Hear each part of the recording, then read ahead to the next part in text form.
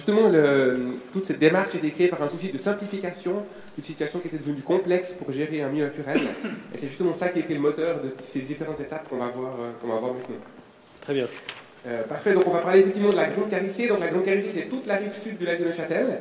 Donc c'est un milieu naturel qui est quand même très différent de celui du Léman, parce que le Léman, c'est beaucoup plus artificiel, comme on l'a vu. Donc nous, la structure de gouvernance qui a été mise en place pour la rive sud du lac de Neuchâtel, c'est vraiment une structure focalisée sur la gestion d'un grand milieu naturel, avec essentiellement les problématiques de la nature, du paysage et puis de l'accueil du public. Donc c'est un cas un petit peu différent, mais quand même, je suis sûr qu'il y a un intérêt là. Ça peut être un exemple intéressant pour le Léman, parce qu'il y a quand même beaucoup de similitudes. On voit, la première similitude, c'est la taille. Donc on est dans un écosystème riverain qui est très étendu, donc c'est 45 km aussi. Donc là aussi, un milieu à gérer vraiment sur une grande longueur. On a une grande complexité administrative, même si on reste dans un seul pays, mais nos réserves naturelles se répartissent dans 4 cantons, donc Vaud, Fribourg, Berne et Neuchâtel, avec des limites très découpées. Et donc là aussi, 4 cantons, 4 situations complètement différentes, 4 intérêts complètement différents, donc une grande complexité. Et puis aussi une complexité légale, puisque, vous le savez, donc sur la rive sud du lac de Neuchâtel, on a plusieurs périmètres de protection différents, avec des règlements différents. On a notamment 5 inventaires fédéraux différents, et là, ça devient vraiment aussi très compliqué à gérer. Et puis aussi une complexité financière, parce qu'on le voit, donc ça c'est un peu un transect de notre réserve. On a vraiment 4 grands compartiments qui sont là, et puis ces 4 grands compartiments au sein des services cantonaux sont gérés par des services différents et avec des budgets différents.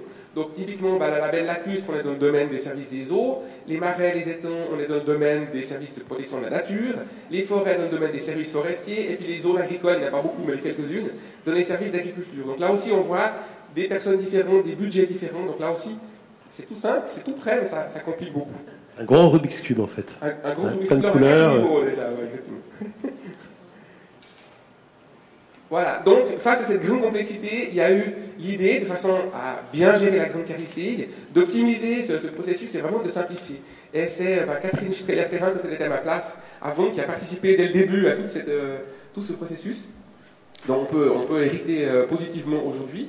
Il y a eu vraiment 4 grandes démarches pour simplifier. La première, c'était la création des réserves naturelles au début des années 2000. C'était vraiment l'élément déclencheur.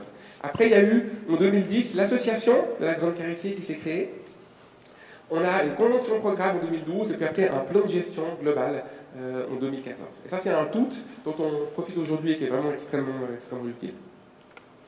Alors voilà, justement dans l'idée d'uniformiser la réglementation comme on le voyait avant, donc il y a eu des réserves naturelles qui ont été créées, il y a une série de réserves le long de la rive sud, et puis il y a eu une volonté d'harmoniser, d'uniformiser cette réglementation. Et puis donc la même réglementation a été traduite dans des instruments cantonaux, légaux différents, donc Vaud, Fribourg. Vaud, c'est les décisions de classement, Fribourg, c'est un plan d'affectation communale, mais là on retrouve les mêmes principes, quasiment le même texte en fait dans ces deux instruments. Ça, c'est, je pense, un exemple intéressant à retenir. En fait, on a gardé des intitulés différents, mais le contenu en termes de texte, on a convergé. Il est très très proche. Bien sûr, il y a des petites exceptions à gauche à droite, mais globalement, c'est exactement la même chose. Ce qui simplifie beaucoup la gestion, après, la surveillance de ce site, parce que les surveillants, il y a une limite, il y a une règle, et puis voilà. Ça, je pense qu'on a un élément intéressant là. Et puis, vraiment le deuxième point fort, peut-être l'élément central, et là, c'est intéressant parce qu'on est très proche de l'exemple qu'on a vu tout à l'heure, c'est l'association de la Grande Carissée qui s'est créée donc en 2010 avec une structure qui est finalement assez proche des structures habituelles des associations. Mais alors, on n'a pas beaucoup de membres. Il y a 20 membres aujourd'hui dans cette association, c'est-à-dire des cantons, des communes, les communes riveraines, des ONG et puis quelques propriétaires privés qui ont des grands terrains dans les réserves naturelles. Puis cette structure elle est composée d'un comité directeur, une dizaine de personnes se rencontrent 4 fois par année et leur but, eux, c'est de décider. C'est eux qui conduisent l'association, ils prennent toutes les décisions, vraiment c'est l'organe central. Et puis on a au-dessus d'eux une assemblée générale avec un représentant des différents membres. Leur rôle c'est de superviser, de valider le travail du comité directeur. Et puis, alors la force, je pense, de l'association, c'est d'avoir un bureau exécutif. C'est le bureau dont je suis responsable. On est 9 personnes, on est employés de l'association et on travaille pour l'association. On travaille tous sous le même toit et on a vraiment un groupe spécifique à la grande charistique. Alors ça, je pense que ça, c'est vraiment l'élément central qui fait vraiment la force de notre association. Et puis, notre but, c'est de faire fonctionner l'association. Et il y a, comme on l'a vu avant, une commission scientifique. Alors là, c'est des sommités suisses en termes de faune, de flore et de milieu naturel. Le but, c'est donc de répondre à toutes les questions pointues qu'on se pose, donc expertiser à la fois le travail du comité directeur et le nôtre au bureau exécutif. Auquel vous avez recours fréquemment, parce que Thierry Billet disait, voilà, on pensait en avoir plus besoin et finalement... Alors nous, enfin, on les voit officiellement une fois par année, où on leur pose toute une série de questions, on aborde des sujets d'actualité, et puis aussi, on fait par email, en fait, on pose des questions... ça peut être assez souple, d'accord. C'est soutenu, et c'est vraiment, pour nous, c'est vraiment important. Et puis alors, hors association, on a aussi deux organes, qui est la commission paritaire consultative. Donc ça, c'est l'équivalence qu'on avait avant. C'est les usagers, en fait, un représentant de chaque type d'usager. Et dans cette commission, qui se réunit 2 fois par année, on négocie. C'est-à-dire que le comité directeur ou nous, on amène des conflits, des situations un peu difficiles, et puis on trouve ensemble une solution. Et ça marche aussi vraiment bien. Et on a aussi alors à côté un groupe de surveillance, puisqu'en fait, il y a plein d'organes, plusieurs organes de surveillance différentes. Eh bien, en fait, dans ce groupe, on se réunit une fois par année, et puis on fait le point sur la situation, sur l'évolution, etc.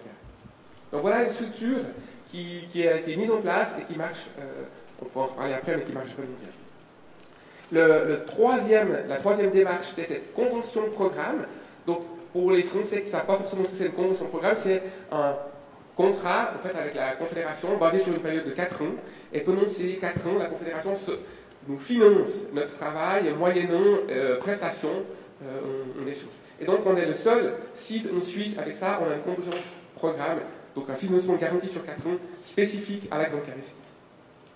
Et puis la quatrième démarche, c'est donc un plan de gestion unique. Donc, on a fait un plan de gestion pour toute la rive, là aussi qui est notre feuille de route au quotidien.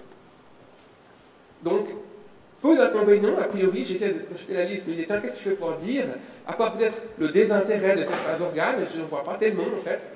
On a par contre beaucoup d'avantages, notamment une participation et une décision possible, donc une implication de tous les acteurs dans le processus. On a une coordination qui est assurée entre les différents partenaires. Notre rôle au bureau exécutif, c'est vraiment de la coordination. On a une seule équipe affectée à toutes les tâches de gestion. Ça, c'est vraiment, on le disait avant, hein, l'élément central. Et puis, ça nous permet accessoirement de soulager le travail des services cantonaux, parce que justement, cette coordination, et on peut avancer des dossiers, c'est très pratique. On peut aussi simplifier les règles et les procédures, par exemple, pour octroyer des autorisations d'accès dans les réserves. Ça passe par nous, on a la liste complète, on les imprime, ça se passe bien. On a aussi une égalité de traitement dans les préavis des projets, parce qu'on fait des préavis sur des projets qui pourraient potentiellement toucher les réserves. Là aussi, vision globale et égalité de traitement. Et puis aussi une gestion globale des priorités et des finances. En fonction des sous, on peut décider vraiment sur quoi est-ce qu'on va mettre l'effort en termes de gestion, en termes d'accueil du public, en termes de suivi scientifique. C'est extrêmement pratique. Là aussi, dernier avantage peut-être, c'est les économies d'échelle. Quand on fait des travaux de grande envergure, ça nous permet de négocier des contrats avec des entreprises avec des coûts plus avantageux. Voilà. Alors la question évidemment, est-ce qu'on peut bien sûr extrapoler ce modèle du lac de Neuchâtel au Léman? Je ne pense pas, parce que bien sûr c'est un cas extrêmement... Enfin, c'est deux situations très différentes. C'est très pratique. C'est très pratique, je vous le prête volontiers, mais...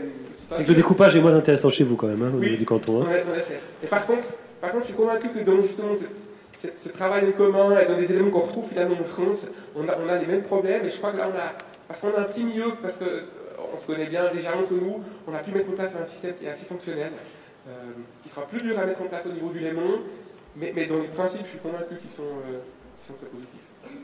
Monsieur Baudrin m'a demandé de venir apporter la vision d'une commune riveraine du lac de Neuchâtel, la rive sud du lac de Neuchâtel, la principale commune de cette rive. Je ferai juste un petit retour historique parce que, en tant que géographe, j'étais membre de la commission de gestion qui a précédé le modèle que monsieur Baudrin vous a présenté. Et les communes n'étaient pas associées à ce moment-là, et pendant une trentaine d'années, elles ne l'ont pas été dans la gestion de la rive sud du lac de Neuchâtel. Pourquoi? Eh bien, simplement, c'est tout simplement historique. Et je reviens sur ce que vous disiez, il y a plusieurs modèles, et les modèles peuvent aussi se succéder dans le temps, y avoir une justification. Et la justification à l'époque, c'est le fait que, d'abord, la gestion de la rive sud, la protection de la rive sud, c'est une association de protection de la nature, la Ligue suisse pour la protection de la nature, qui l'avait sollicité, qui a mis en œuvre, mis en route tout le processus de protection de la rive sud et de gestion, Ligue suisse qui est devenue Pronatura par la suite, et qui a fait l'objet, au début des années 80, d'une convention de gestion entre les cantons et deux associations de protection de la nature, ce qui a permis de lancer le processus de gestion de cette rive sud. Et ensuite sont arrivés les différents inventaires fédéraux et les périmètres de protection qui ont permis d'asseoir cette protection, mais qui a aussi provoqué, tout ce processus a provoqué de vives tensions sur la rive sud du lac de Neuchâtel, et notamment avec les usagers et avec les communes riveraines, ce qui a généré cette idée et finalement conclu à la création de cette association de la Grande Carissée, qui permettait d'associer d'autres partenaires que les cantons, la Confédération et les associations de protection de la nature, et en particulier les collectivités locales. Alors, le grand avantage, c'est évidemment d'avoir une plateforme de concertation. Ça, M. Baudra l'a bien expliqué. Les communes se sentent maintenant écoutées, en tout cas beaucoup mieux qu'elles ne l'étaient avant, même si les terrains concernés sont propriété des cantons et très peu des communes. En tout cas à l'origine, elles sont évidemment territorialement concernées et elles ont leur mot à dire sur la gestion. Mais l'autre avantage que je vois dans ce modèle-là, et c'est spécifique évidemment à la rive sud du lac de Neuchâtel, c'est que cela a permis également d'étendre le périmètre initial de la convention qui régissait tout le secteur à l'origine, de l'étendre à des terrains qui n'étaient pas concernés, d'abord au canton de Neuchâtel, parce qu'à l'origine il n'était pas partenaire, et au canton de Berne, et puis ensuite également déborder un peu de la rive sud stricto sensu, puisqu'il y a maintenant des terrains qui sont situés sur la rive nord du lac de Neuchâtel, qui font également l'objet de conventions entre les communes et l'organe de gestion, le bureau exécutif, pour la gestion de ces terrains. Donc les communes non seulement se sentent mieux entendues, mais elles font confiance à l'organe de gestion qui a pu petit à petit et qui peut encore négocier des conventions particulières avec des particuliers, avec des propriétaires privés s'il y en a très peu, mais aussi et surtout avec des communes qui mettent en gérance finalement les terrains en zone naturelle dont elles sont propriétaires. Donc un climat très apaisé sur la rive sud du lac de Neuchâtel depuis quelques années, heureusement, parce qu'il y a eu une période, il y a toujours des périodes très difficiles, surtout lorsqu'on touche des territoires qui sont très convoités. C'est vrai que les espaces tels que celui-ci sont extrêmement rares en Suisse, et c'est pour le bien de la protection de la nature et l'équilibre entre les différents usagers une excellente solution. Voilà, c'est ce que je peux.